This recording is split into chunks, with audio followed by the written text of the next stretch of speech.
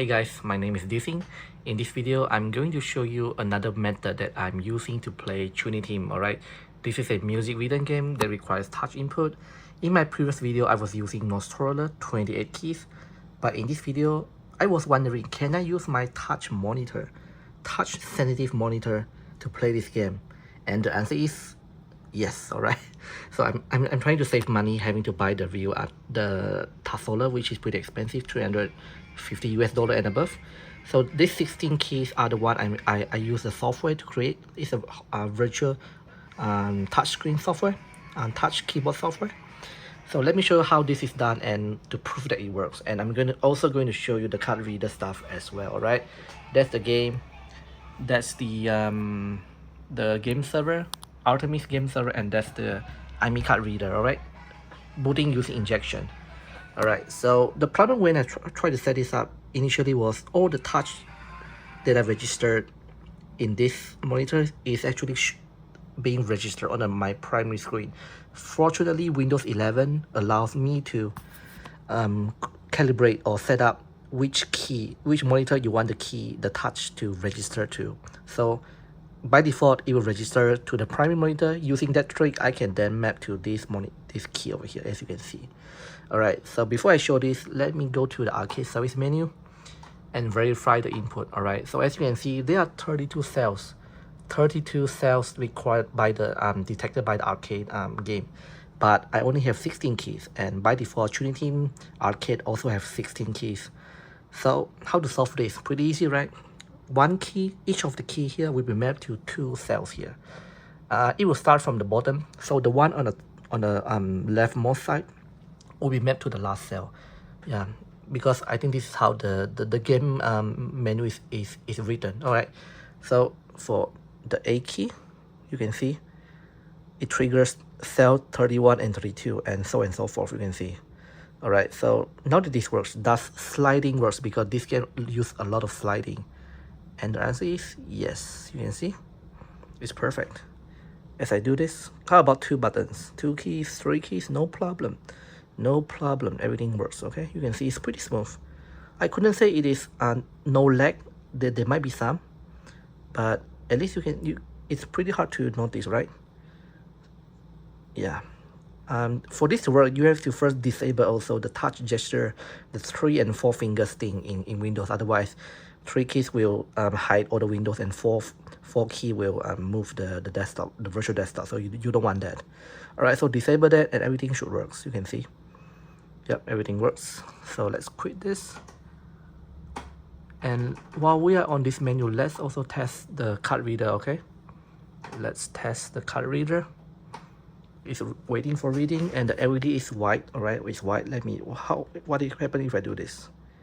So you can see once I touch this, the console registers my card ID and it shows good, which is what we want. All right, so let's go back to the game and let's play a couple of seconds in the game so you can see how good is the input method that I'm using here. I'm probably the first one that used this method. All right, trying to be cheap, using or salvaging whatever that I have. Yeah, fortunately this is also a touch monitor. All right, so these two are touch monitor, but I only map to this one. You can see I have quite a lot of monitor here. I love monitor. I'm a monitor junkie. All right, so let's wait for a few seconds, and this is now in idle mode. All right, so that's good. Let me do this. So game server, the card reader, yeah, and the input. All right, so let me turn on the music. All right, it's waiting for the card. 26 seconds countdown. Let's do this. So if I touch this, LED changed to blue and the card is registered and my profile is loaded. Everything is done automatically. And hide to continue. Yeah, pretty good. Yeah, I finally did it. This is always be my dream, to have a home arcade experience. If I have friends coming over, I can give each of them this card and they can then load their profile and I can charge money for this. Yeah, while we are talking about this, let me show you. This one is also working. All right, let me do this. Oops. Nice. All right, so this is really a true arcade game without you having to pay the real money, of course. Real arcade experience, right? Yeah, I might be posting more of this video as I set this setup, this card reader thing on various arcade game. Yeah, so let's do this. I'm pretty beginner on this. Yeah, let's do this. I might be buying a foot pedal for the IR sensor because right now I have this key map to the IR sensor, right? It's not convenient. And I don't want to spend money to buy Tasoller, which is $350 pretty expensive for a game that I might not like. Who knows? Who knows, right? Who knows? So you can see everything works. Yeah, let me do this. Right. There's a delay between my video, the video showing on my phone and the cabinet. All right. So I'm trying my best to hold it.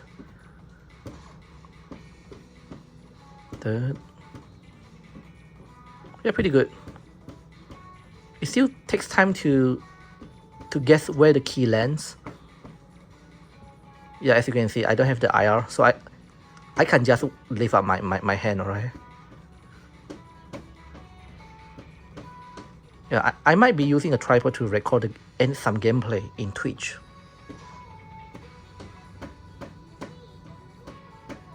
Yeah, one-handed, pretty good.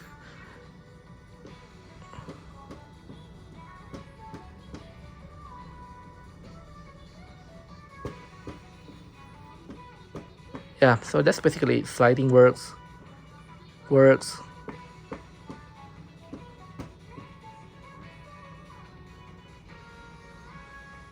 Alright. Yeah, so that's basically, yeah, so subscribe if you want to see more of this game using the card reader, or any game that you want to see me configuring to make this work. Alright, so far I have 3 games finally fully working with the Aime card reader: Dance Dance Revolution, Project Diva Arcade, which is pretty hard to set up, and then this one, Chunithm. This is the first Chunithm game that I set up, Chunithm Amazon. I have quite a lot of those cleaned up, so I might be setting those up eventually. Alright, so stay tuned, and the home arcade experience brought to you by this thing.